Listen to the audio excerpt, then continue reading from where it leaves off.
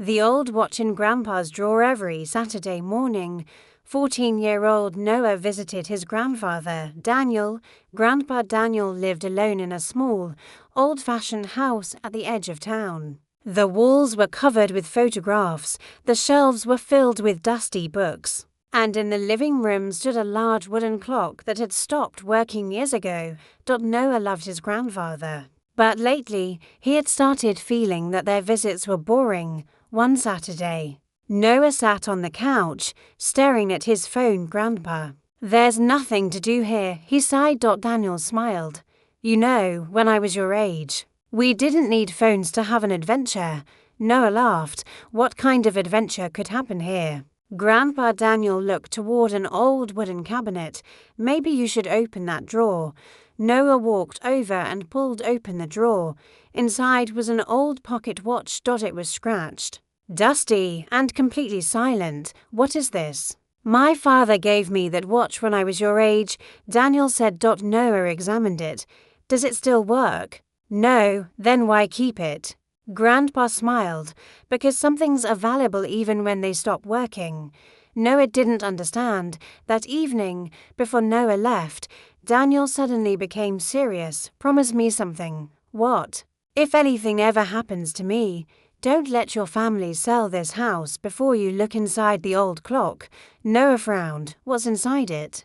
Daniel smiled mysteriously. "That's for you to discover." 3 months later, Noah's world changed.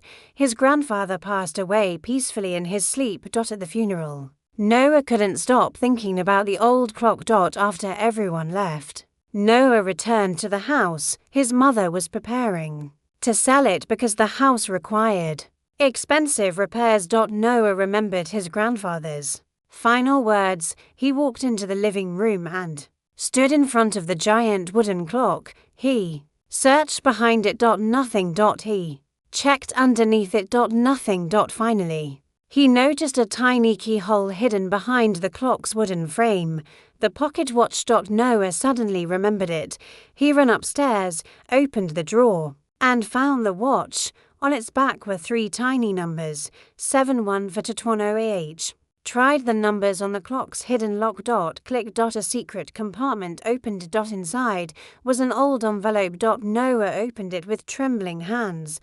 The letter was from his grandfather. "Dear Noah, if you are reading this, I am no longer there to tell you what I should have told you while I was alive." Noah's eyes filled with tears. The letter continued, "This house is not worth millions because of its walls. Its real value is what happened inside them." Noah found several old photographs underneath the letter. There was his grandfather as a young man, and beside him was another young boy. Noah stared at the photograph. The boy looked strangely familiar. Then he saw the name written underneath. Michael. His grandfather's younger brother. Noah had never heard of him. Behind the photographs was another letter. It explained everything. When Daniel and Michael were young, their parents had struggled financially. Michael had become seriously ill, and Daniel had secretly sold his most valuable possession to pay for his brother's treatment. Years later, Michael recovered and became successful, but before he could repay Daniel, he died unexpectedly. Instead of keeping the money Michael had left behind, Daniel had used it to help families in the town who were struggling. Noah discovered dozens of names in an old notebook. Every month, his grandfather had quietly helped someone: a single mother. An elderly couple, a struggling student, a homeless man. People Noah had never known his grandfather was helping. At the bottom of the final page was one sentence: "Real wealth is not what you leave behind. It is what you leave inside other people's hearts." Noah sat on the floor and cried. He finally understood why his grandfather had kept the old house. It wasn't just a house. It was a lifetime of memories. The next morning, Noah told his mother everything.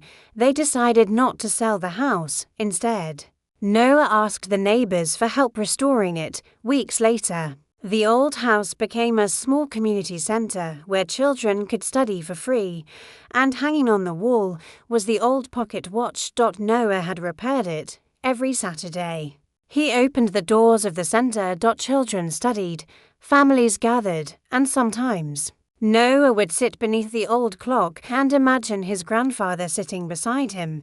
Years later, when Noah became a successful businessman, people often asked him what had inspired him to give so much to others. He always gave the same answer. My grandfather taught me that the greatest fortune isn't money. It's the lives you change when nobody is watching.